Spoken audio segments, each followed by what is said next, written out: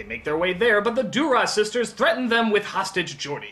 Can't trust them. For all we know, they killed Geordi. They might kill you, too.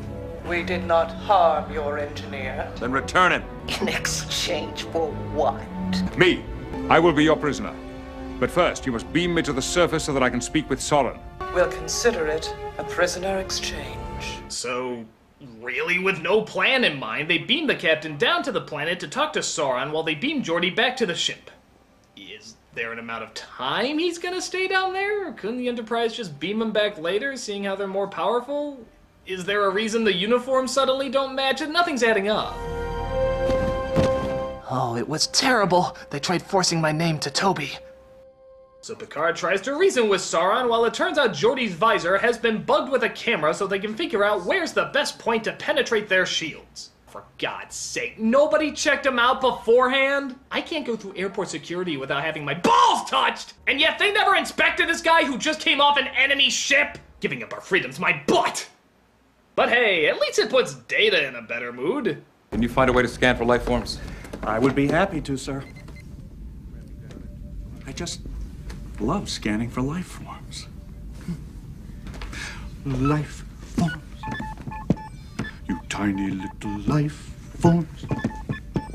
You precious little life. It's sing-along time again! This side of the internet sing life forms, this side sing row, row, row your boat. Row, row your boat gently down the stream. You tiny little life forms. Do-do-do-do-do. Merrily, merrily, merrily, merrily, life is fun. You precious little life forms. Do-do-do-do-do. Everybody sing along! I said sing along! I'm not continuing the review unless you do! Yeah, what are you gonna do? Cut the commercial? Dicks. So it seems Sauron has placed a force field around his missile that's going to blow up the star. Here's an idea. Why don't you beam him inside the force field? That shouldn't be too hard. Number 1. Thank you! But he still tries to talk him out destroying the star in order to get to the Nexus. In the end, time is going to hunt you down. It's part of the truth of our existence. What if I told you I found a new truth? You know, Sauron, I think you're making it more complicated than it needs to be. Blowing up stars, killing people, destroying planets. You know where the Nexus is going. Couldn't you just save up your money and be like, shuttle, please? My God, that was easy. Hello, Nexus, how are you? Yay! Is everyone's common sense in the Nexus too? But the sisters figure out how to penetrate the shields and attack the Enterprise, who quickly tries to look for a way out. Effective plasma coil be susceptible to some sort of ionic pulse. Perhaps. Yes. Yes. If we sent a low-level ionic pulse, it might reset the coil and trigger the cloaking device. Yeah, I can't understand it either. I'll just sum up what it always is. Data, can we blah blah blah the technobabble? Maybe. If we yada yada yada, there's a chance it'll boomity boomity. It's very unlikely that it'll homina homina, but we'll give it a shot and of course it'll work. All hands, brace for boomity boomity! So they pull off the homina homina, and the sisters are now defenseless. Roll the explosion from Star Trek 6 to save money. Engage! Now partake in a funny line for the trailer. Yes! And we have our McDonald's commercial. Yes! McDonald's Star Trek meal available for your kids now. So Sauron continues to listen to Picard pester him. Hey, here's an idea. Lower the force field and shoot him. But he does eventually find a way through and try to stop him. Yeah, you know what you should have done? Lower the force field and shoot him. But even bigger problems are happening. The ship was hit bad and they have to separate the Enterprise in order to survive. Starship separation. Yes, be sure to move the children you always bring on this constantly attacked ship of peace. You know, if I so much as heard a Klingon say a bad word, I'd take my kid off. But in hindsight, we do see the real tragedy in all this chaos. The little girl's bear! No! Oh, she doesn't go back for it. We never see it again. It's not even referenced. They just felt it was really important to show that a little girl lost her bear. Oh, the bear-manity. Oh my God, there he goes! There goes the bear! Oh my God, goodbye, bear, goodbye! Oh, the casualties of war! We'll bury him next to Balzac.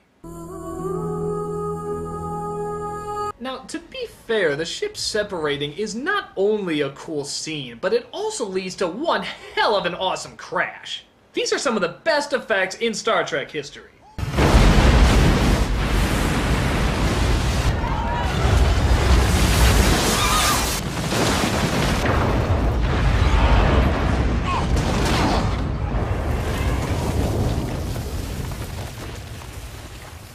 Well, that wasn't such a chore now, was it? Oh great, now I ran that out. I gotta see more movies. But Sauron does destroy the star, and the Nexus comes right at him and Picard. They get sucked into it as the rest of the Enterprise and the planet get blown apart. We then see that the Nexus is, in fact, Patrick Stewart doing another rendition of Christmas Carol? Oh, come on, guy, the tickets aren't selling anymore. Love you, Father. Love you.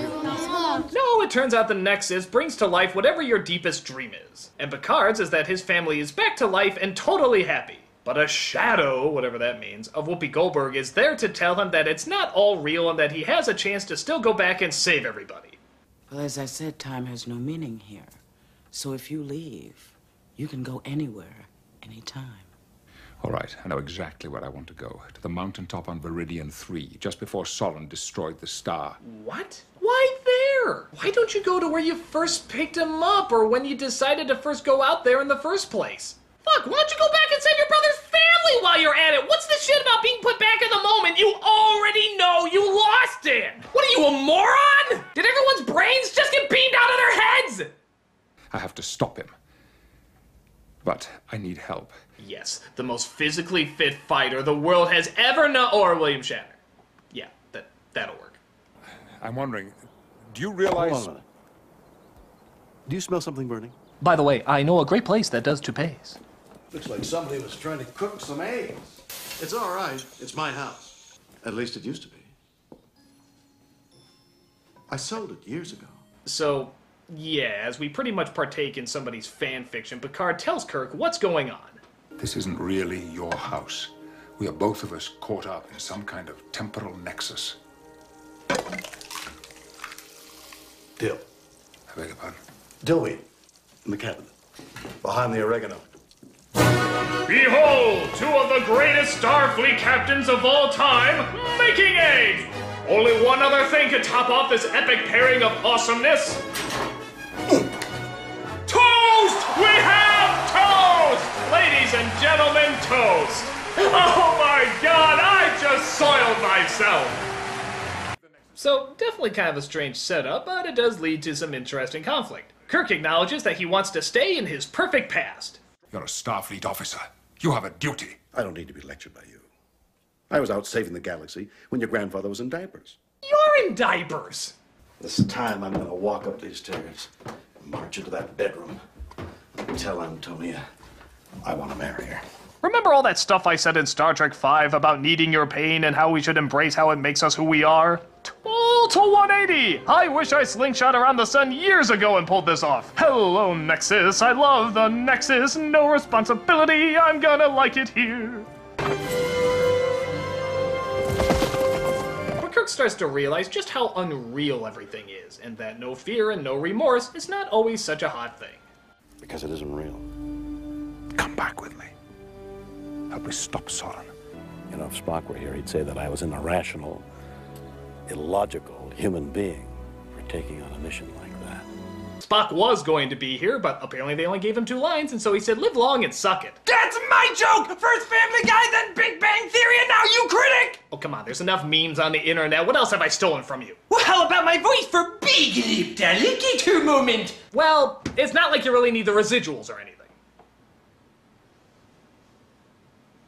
Got me there. So Kirk and Picard go back and try to stop Sauron together.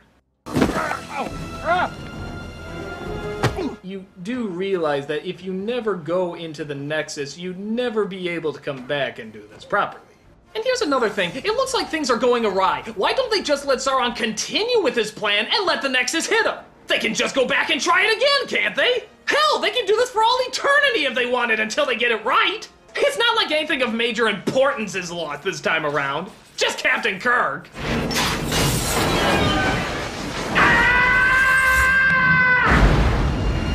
Get away from that launcher!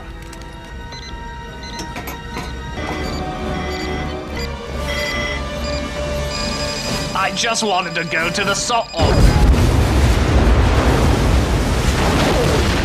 So Kirk is lying under a bridge dying as he says his final words. We made a difference.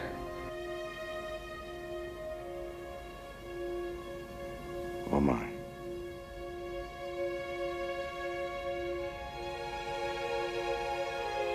That's right. Captain James T. Kirk, with his very last breath, did in fact do a George Takei impression. Oh my. You win, Georgie! You win! So he buries him under some rocks. Not sure if they get him later or anything. And a shuttle comes to take Picard back to his ship.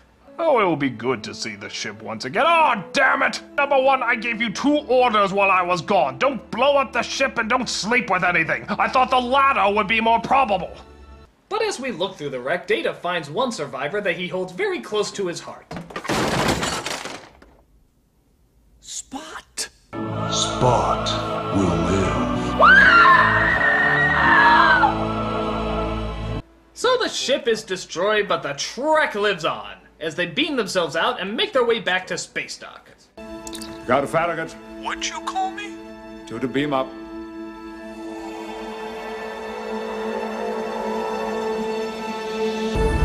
By the way, did I tell you I met Jim Kirk? What? Yeah, he's under a bunch of rocks. Geeks are gonna complain about it for years. So that's Star Trek Generations. It makes no sense.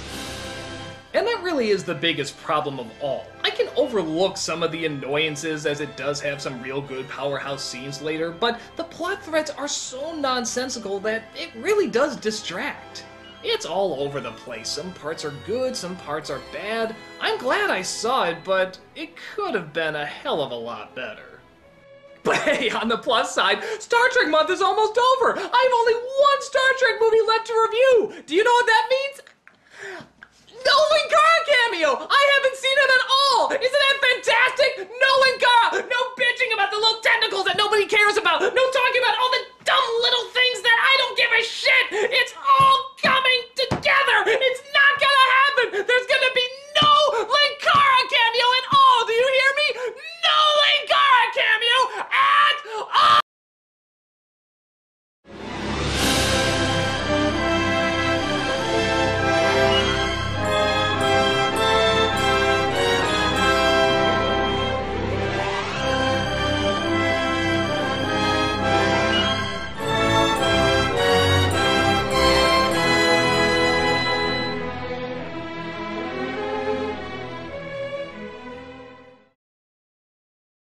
Tiny little life.